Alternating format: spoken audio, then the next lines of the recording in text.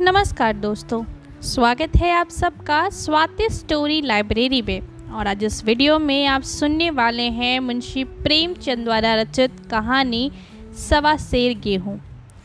ये एक मार्मिक और यथार्थपरक कहानी है जो भारतीय ग्रामीण की शोषणकारी व्यवस्था और जमींदारी प्रथा और किसानों की दुर्दशा को उजागर करती है।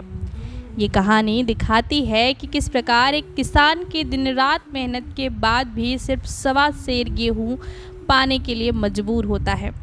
प्रेमचंद ने अपने विशिष्ट लेखन शैली में एक साधारण घटना के माध्यम से गरीबी, भूख और असमानता जैसे सामाजिक मुद्दों को बेहद संवेदनशीलता और तीव्रता से प्रस्तुत किया है।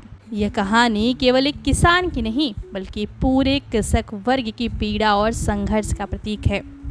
सवा सेर गेहूँ आज भी उतनी ही प्रासंगिक है जितने अपने समय में थी। तो चलिए बिना किसी देरी के इस कहानी को सुनना प्रारंभ करते हैं। किसी गांव में शंकर नाम का एक कुर्मी किसान रहता था। सीधा साधा गरीब आदमी था। अपने काम से काम, न किसी से लेन में न किसी के देने में। छक्का पंजा न जानता था। छल प्रपंच ने तो उसे छूत भी न लगी थी। ठगे जाने की चिंता न थी। ठग विद्या न जानता था। भोजन मिला खा लिया, न मिला तो चबैने पर काट दी। चबैना भी न मिला तो पानी पी लिया और राम का नाम लेकर सो गया।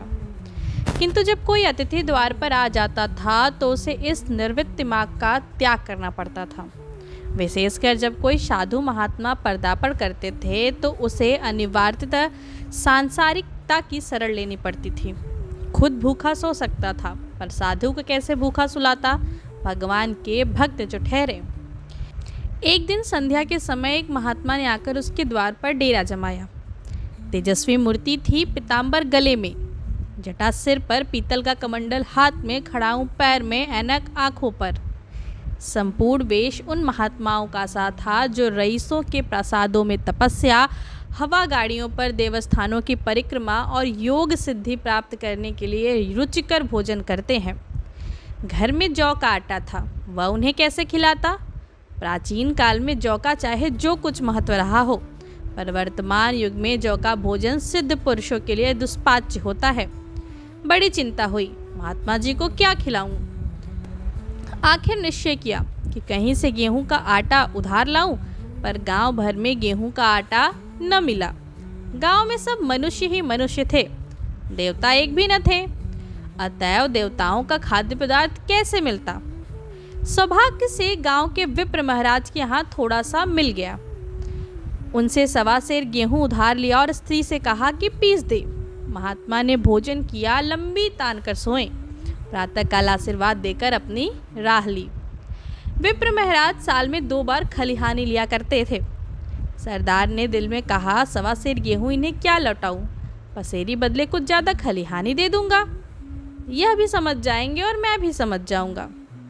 चैत्र में जब विप्र जी पहुँचे तो उन्हें 1.5 पसेरी के लगभग गेहूं दे दिया और अपने को उरिड़ समझकर उनकी कोई चर्चा न की। विप्र जी ने फिर कभी न मांगा। सरल शंकर को क्या मालूम था कि यह सवा सेर गेहूं चुकाने के लिए मुझे दूसरा जन्म लेना पड़ेगा। 7 साल गुजर गए। विप्र जी से महाजन बन गए। शंकर किसान से मजूर हो गया।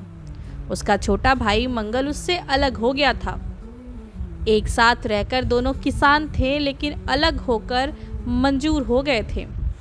शंकर ने चाहा कि द्वेष की आग भड़कने न पाए, किंतु परिस्थितियों ने उसे विवश कर दिया। जिस दिन अलग अलग चूल्हे जले वह फूट फूट कर रोया, आज से भाई भाई शत्रु हो जाएंगे। एक रोएगा तो दूसरा हंसेगा। एक के घर में मातम होगा तो दूसरे के घर गुलगुले पकेंगे। प्रेम का बंधन, खून का बंधन, दूध का बंधन आज टूटा जाता है। उसने भगीरथ परिश्रम से कुल मर्यादा का वृक्ष लगाया था। उसे अपने रक्त से सींचा था। उसको जड़ से उखड़ता देख उसके हृदय के टुकड़े हुए जाते थे। 7 दिनों तक उसने दाने की सूरत न देखी। दिन भर जेठ की धूप में काम करता और रात को मुंह लपेट कर सो रहता। इस भीषण वेदना और दुस्सह कष्ट से रक्त को जला दिया, मांस और मज्जा को घुला दिया। बीमार पड़ा तो महीनों खाट से न उठा। अब गुजर बसर कैसे हो? 5 बीघे के आधे रह गए। एक बैल रह गया, खेती क्या खाक होती। अंत को यहाँ तक नौबत पहुंची कि खेती केवल मर्यादा रक्षा का साधन मात्र रह गई। जीविका का भार तो मजूरी पर आ पड़ा। 7 वर्ष बीत गए। एक दिन शंकर मजूरी करके लौटा तो राह में विप्र जी ने टोक कर कहा, शंकर, कल आकर के अपने बीज बेग का हिसाब कर ले। तेरे यहाँ 5.5 मन गेहूँ कब के बाकी पड़े हैं और तू देने का नाम ही नहीं लेता। हजम करने का मन है क्या? शंकर ने चकित होकर कहा, मैंने तुमसे कब गेहूँ लिए थे जो 5.5 मन हो गए? तुम भूलते हो मेरे यहाँ किसी का छटाक भर अनाज न है, न एक पैसा उधार। विप्र, इसी नीयत का तो ये फल भोग रहे हो कि खाने को नहीं जुड़ता। यह कहकर विप्र जी ने उस 1.25 सेर गेहूं का जिक्र किया जो आज से 7 वर्ष पहले शंकर को दिए थे। शंकर सुनकर अबाक रह गया। इस पर मैंने इन्हें कितनी बार खलिहानी दी, इन्होंने मेरा कौन सा काम किया? जब पोथी देखने, साहित सगुन विचारने द्वार पर आते थे तो कुछ न कुछ दक्षिणा ले ही जाते थे। इतना स्वाद 1.25 सेर अनाज के अंडे की भांति सेकर आज एक पिशाच खड़ा कर दिया जो मुझे निकल जाएगा। इतने दिनों में एक बार भी कह देते तो मैं गेहूं तौल कर दे देता। क्या इसी नीयत से चुपचाप साध बैठे थे? बोला, महाराज, नाम लेकर तो मैंने उतना अनाज नहीं दिया, पर कई बार खलियानों में सेर से 2-2 सेर दिया है। अब आप आज 5.5 मन मांगते हैं, मैं कहाँ से दूंगा? विप्र, लेखा जौ जौ, बख्शिश जौ जौ। तुमने जो कुछ दिया होगा उसका कोई हिसाब नहीं है। चाहे एक ही जगह 4 पसेरी दे दो, तुम्हारे नाम बही में 5.5 मन लिखा हुआ है। जिससे चाहे हिसाब लगवा लो, दे दो तो तुम्हारा नाम छेक दूं, नहीं तो और भी बढ़ता रहेगा। शंकर, पांडे, क्यों एक गरीब को सताते हो? मेरे खाने का ठिकाना नहीं है, इतना गेहूं किसके घर से लाऊंगा? विप्र, जिसके घर से चाहो लाओ, मैं छटाक भरने छोड़ूंगा। यहाँ न दोगे तो भगवान के घर तो दोगे। शंकर काँप उठा। हम पढ़े लिखे आदमी होते तो कह देते, अच्छी बात है, ईश्वर के घर ही दे देंगे, वहाँ की तौल यहाँ से कुछ बड़ी रहोगी। कम से कम इसका कोई प्रमाण हमारे पास नहीं है, फिर उसकी क्या चिंता। किंतु शंकर इतना तार्किक, इतना व्यवहार चतुर न था। एक तो ऋण, वह भी ब्राह्मण का, वहीं में नाम रह गया तो सीधे नरक में जाऊंगा। इस ख्याल ने उसे रोमांच हो गया। बोला, महाराज, जितना होगा यहीं दूंगा, ईश्वर के यहाँ क्यों दूं? इस जन्म में तो ठोकर खा ही रहा हूँ, उस जन्म के लिए क्यों कांटे बोऊं? मगर ये कोई निर्वाह नहीं है। तुमने राई का पर्वत बना दिया है। ब्राह्मण होके तुम्हें ऐसा नहीं करना चाहिए। उसी घड़ी तकादा करके ले लिया होता तो आज मेरे सिर पर इतना बोझ क्यों पड़ता? मैं तो दे दूंगा, लेकिन तुम्हें भगवान के यहाँ जवाब देना पड़ेगा। विप्र, वहाँ का डर तुम्हें होगा, मुझे क्यों होने लगा? वहाँ तो सब अपने ही भाई बंधु हैं। ऋषि मुनि सब तो ब्राह्मण ही हैं। देवता ब्राह्मण हैं, जो कुछ बने बिगड़ेगा संभाल लेंगे। तो कब देते हो? शंकर, मेरे पास रखा तो है नहीं, किसी से मांग जांच कर लाऊंगा तभी न दूंगा। विप्र, मैं यह न मानूंगा। 7 साल हो गए हैं, अब एक दिन का भी मुलाहिजा न करूंगा। गेहूँ नहीं दे सकते तो दस्तावेज लिख दो। शंकर, मुझे तो देना है, चाहे गेहूँ लो चाहे दस्तावेज लिखवाओ। किस हिसाब से दाम रखोगे? विप्र, बाजार भाव 5 सेर का है, तुम्हें 5.25 सेर का काट दूंगा। शंकर, जब दे ही रहा हूँ तो बाजार का भाव काटूंगा, पाव भर छुड़वा कर क्यों दोषी बनूं? हिसाब लगाया तो गेहूं के दाम 60 रुपये हुए। 60 रुपये का दस्तावेज लिखा गया, 3 सैकड़े सूद। साल भर में न देने पर सूद की दर 2.5 रुपये। शंकर, जब दे ही रहा हूँ तो बाजार भाव काटूंगा, पाव भर छुड़ाकर क्यों दोषी बनूं? हिसाब लगाया गया तो गेहूं के दाम 60 रुपये हुए। 60 रुपये का दस्तावेज लिखा गया। साल भर में न देने पर सूद की दर 2.5 रुपये सैकड़े कर दी गई। 8 आने का स्टैंप लगाया गया। 4 आने दस्तावेज की तहरीर शंकर को ही देनी पड़ी। गांव भर ने विप्र जी की निंदा की, लेकिन मुंह पर नहीं। महाजन से सभी का काम पड़ता है, उसके मुंह कौन आए? शंकर ने साल भर तक कठिन तपस्या की।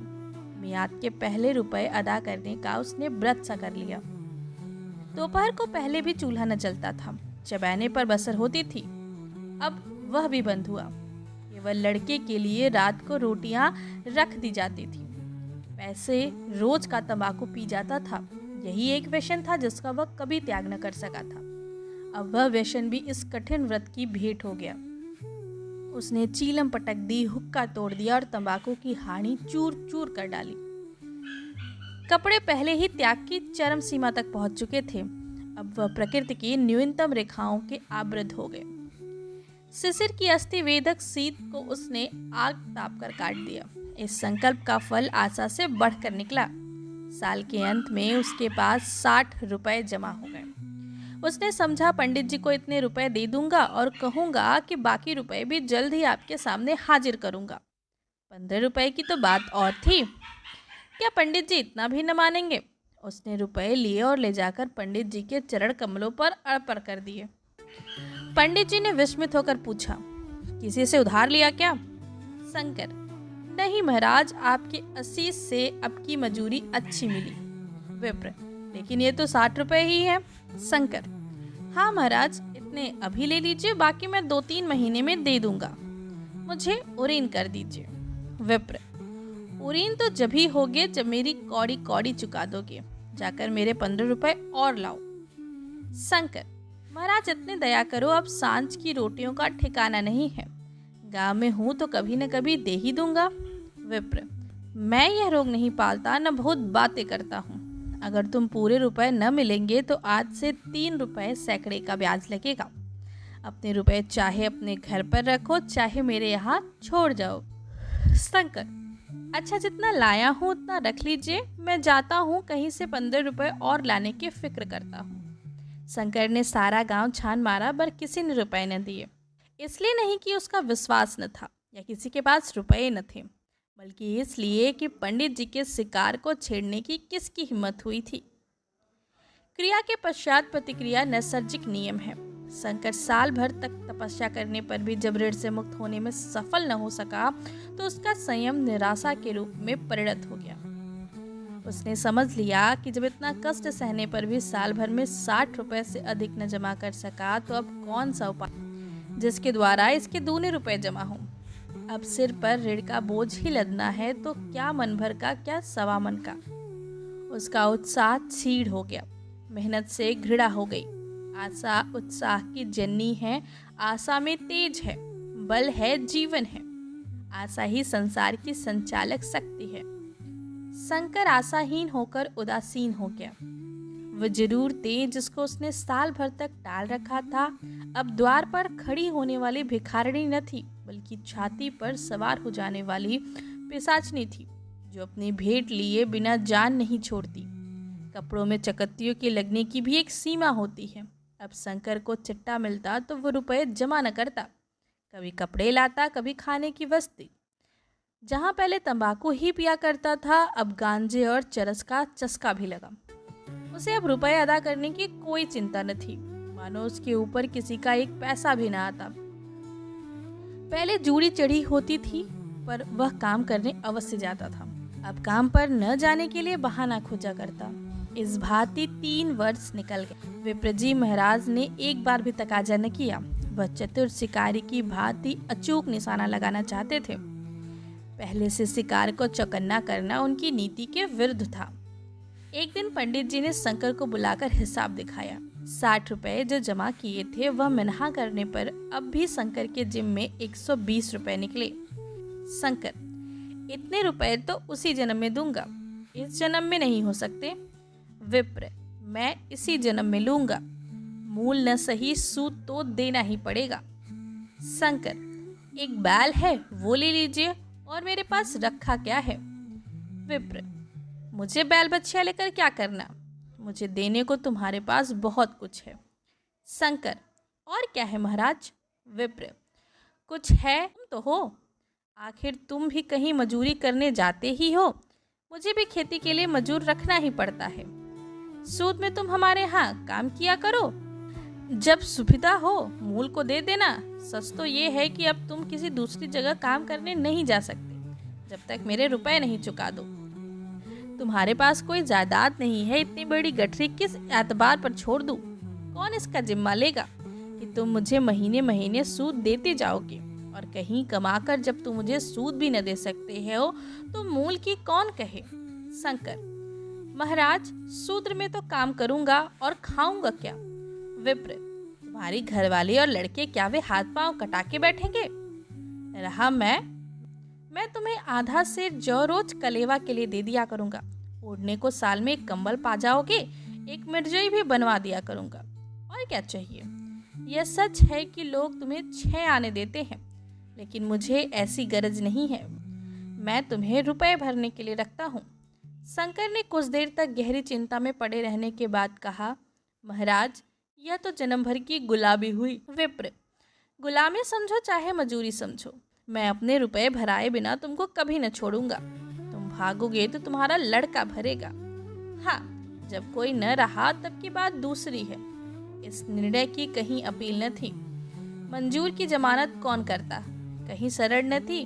भागकर कहाँ जाता, दूसरे दिन से ही विप्र जी के यहाँ काम करना शुरू कर दिया। 1.25 सेर गेहूं की बदौलत उम्र भर के लिए गुलामी की बेड़ी पैरों में डालनी पड़ी। इस अभागे को अब अगर किसी विचार से संतोष होता था तो वो ये था कि वह मेरे पूर्व जन्म का संस्कार है। स्त्री को वे काम करने पड़ते थे जो उसने कभी न किए थे। बच्चे दानों को तरसते थे, लेकिन शंकर चुपचाप देखने के सिवा कुछ न करता था। वह गेहूं के दाने किसी देवता के श्राप की भांति याव जीवन उसके सिर से न उतरे। शंकर ने विप्र जी के यहाँ 20 वर्ष तक गुलामी करने के बाद इस दुस्सार संसार से प्रस्थान किया। 120 अभी तक उसके सिर पर सवार थे। पंडित जी ने उस गरीब को ईश्वर के दरबार में कष्ट देना उचित न समझा। इतने अन्यायी, इतने निर्दयी न थे। उसके जवान बेटे की गर्दन पकड़ी। आज तक वह विप्र जी के यहाँ काम करता है। उसका उद्धार कब होगा भी या नहीं होगा, ईश्वर ही जाने। पाठक, इस वृत्तांत को कपोल कल्पित न समझिए, यह सत्य घटना है। इसे संग करो, ऐसे विप्रों से दुनिया खाली नहीं है। ये सोयाबीन तेल है। इसी के साथ मुंशी प्रेमचंद की कहानी 1.25 सेर गेहूं समाप्त होती है और मैं स्वाति सिंह आप सब से विदा लेना चाहती हूँ। धन्यवाद।